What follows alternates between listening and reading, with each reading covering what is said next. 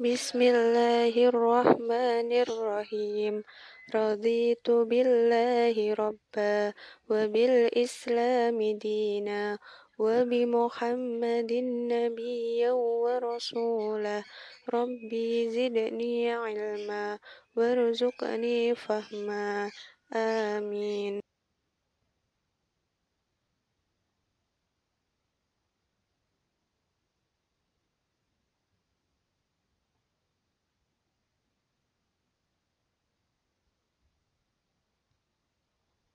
Bismillahirrahmanirrahim. Iqra bismi rabbikal ladzi khalaq. Khalaqal insana min 'alaq. Iqra wa rabbukal akram. Alladzi 'allama bil qalam. 'Allamal insana ma lam ya'lam. Shadaqallahul 'adzim.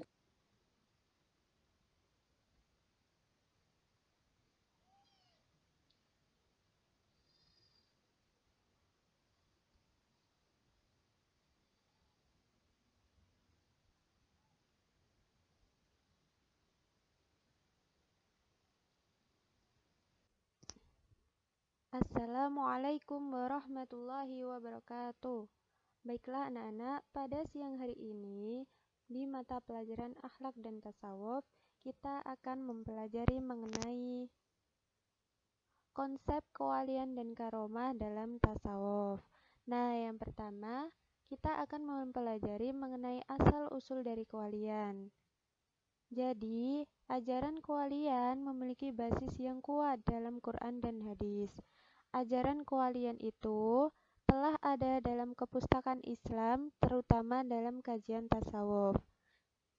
Ajaran kewalian ada sejak abad ke-3/9 saat seorang sufi besar, yaitu Abu Yazid Al-Bustami, telah mengenalkan tentang kewalian melalui ucapan-ucapan singkatnya. Sebagai contohnya, wali yang sempurna ialah orang yang telah mencapai makrifat yang sempurna tentang Tuhan. Ia telah terbakar oleh api Tuhannya sehingga fana dalam sifat-sifat ketuhanan. Nah, yang selanjutnya kita akan mempelajari mengenai apa sih kewalian itu. Nah, kita lanjutkan. Dalam tasawuf, ajaran tentang kewalian tidak dapat dipisahkan dengan ajaran tentang makrifat. Pangkat wali akan dapat didapatkan oleh seseorang apabila seseorang telah mencapai makrifat yang sempurna tentang Tuhannya. Makrifat sendiri itu anak-anak merupakan hasil perjalanan dari para sufi dalam menapaki jalan kesalehan dalam pendakian spiritual. Wali sendiri anak-anak mengandung dua pengertian. Yang pertama, pengertian wali yang berarti orang yang dicintainya, yaitu yang dilindungi segala urusannya. Dalam Al-Quran disebutkan bahwa dia melindungi orang-orang saleh. Nah, pengertian yang kedua, wali itu berarti orang-orang yang sangat mencintai Allah, yaitu orang yang selalu taat kepada Allah dan beribadah kepadanya tanpa diselingi durhaka.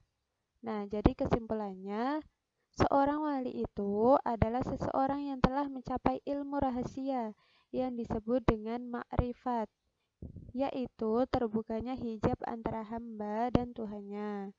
Kemudian atas kemudahan dan rahmat Allah, dia bisa saja memberikan kedudukan ini kepada hamba-hamba pilihannya, tanpa melalui jalur biasa karena itu adalah semata-mata hak dari Allah. Nah, kemudian apakah seorang wali mengetahui dirinya adalah wali? Nah, di sini ada dua jawaban anak-anak. Ada dua kelompok yang memberikan jawaban. Yang pertama, kelompok pertama mengatakan bahwa seorang wali tidak dapat mengetahui dirinya sebagai wali, walaupun dia memiliki kesaktian. Karena apa? Bisa jadi kesaktian yang dimiliki seseorang itu merupakan ujian dari Allah.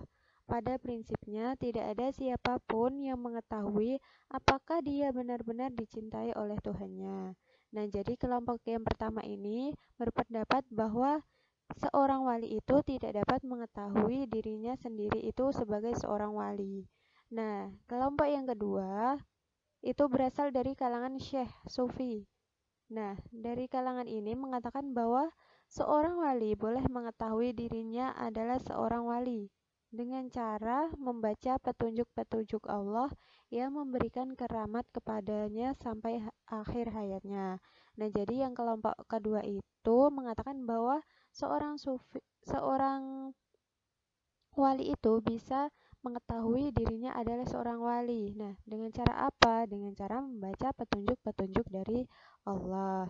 Nah, kemudian setelah belajar mengenai pengertian kewalian, selanjutnya yaitu belajar mengenai kedudukan-kedudukan wali. Nah, kedudukan kedudukan wali itu terdapat 9. Yang pertama yaitu wali utama yang disebut qutb atau poros. Nah, wali ini juga disebut gaus atau penolong. Nah, tugas dari wali ini merupakan sebagai pengendali alam semesta secara ruhania dan memberikan pertolongan kepada orang yang ditimpa musibah.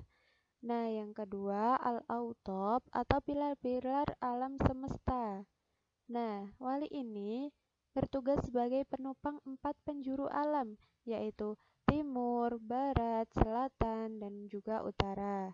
Kemudian yang ketiga, al-abdal atau para pengganti. Wali ini bertugas mengurus 7 benua.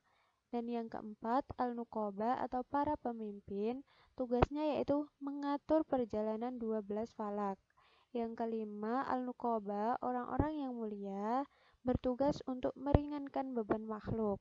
Dan yang keenam, al-ahyar, yang ketujuh, al-abaror, dan yang kedelapan, al-hawariyun, dan yang terakhir yaitu al-rojabiyun. Setelah kita telah mempelajari tentang kewalian, nah selanjutnya kita belajar mengenai apa sih itu karomah. Nah, yang pertama yaitu mengenai pengertian dari karomah. Karomah itu merupakan syarat dari kewalian. Karomah secara bahasa diderivasi dari kata al-karomu yang berarti kemuliaan, lawan kata dari al-lu'mu atau kehinaan. Dalam Quran Surat Al-Hajj ayat 18 disebutkan bahwa dan barang siapa yang dihinakan oleh Allah, maka tidak seorang pun yang memuliakannya.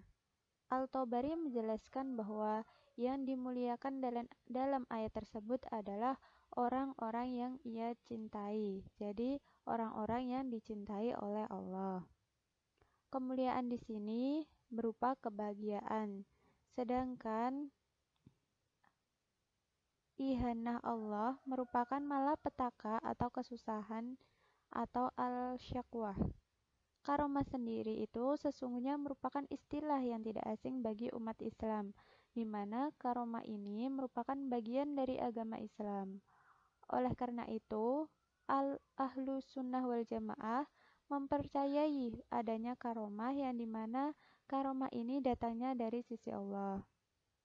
Pengertian dari karomah itu sendiri, menurut Abul Qasim Al-Qusairi, merupakan suatu aktivitas yang dianggap sebagai hal yang bertentangan dengan adat kebiasaan manusia pada umumnya, yaitu dapat juga dianggap sebagai realitas sifat wali-wali Allah tentang sebuah makna kebenaran dalam situasi yang dianggap kurang baik.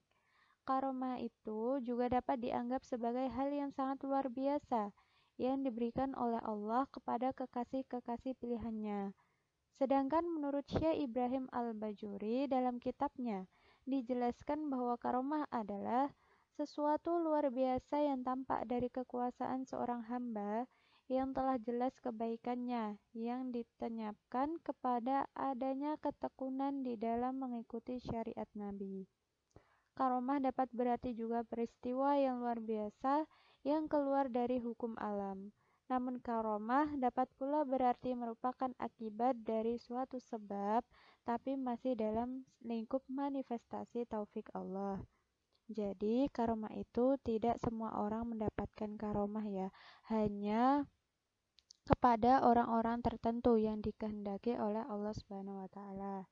Nah, kemudian contoh-contoh dari karomah atau peristiwa-peristiwa yang eh, yang dinamakan berhubungan dengan karomah.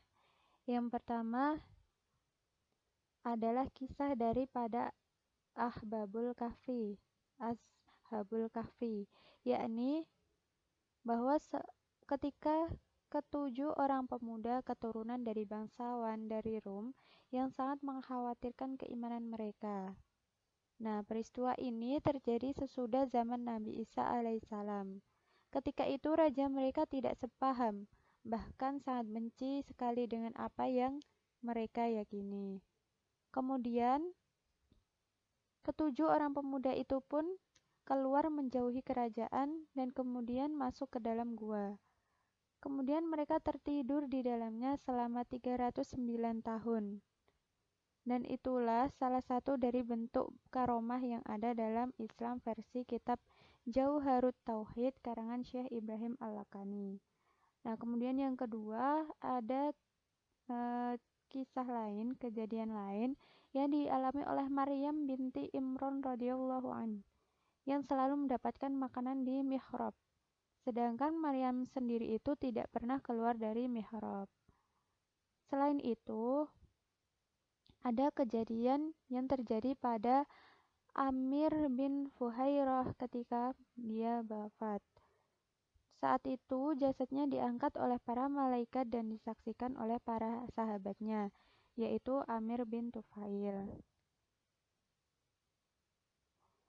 Ciri-ciri orang yang memiliki karomah. Apa saja sih ciri-cirinya? Jadi, yang pertama, tidak memiliki dosa-dosa khusus sebagai suatu bacaan. Jadi, orang yang memiliki karomah itu tidak memiliki dosa-dosa yang khusus sebagai suatu bacaan. Nah, yang kedua itu karomah hanya terjadi pada seseorang yang soleh. Jadi, karomah itu tidak dimiliki oleh semua orang. Jadi, yang mendapatkan karomah itu adalah orang-orang pilihan dari Allah, orang-orang yang benar-benar mendekatkan diri kepada Allah, orang-orang yang merupakan orang-orang yang soleh.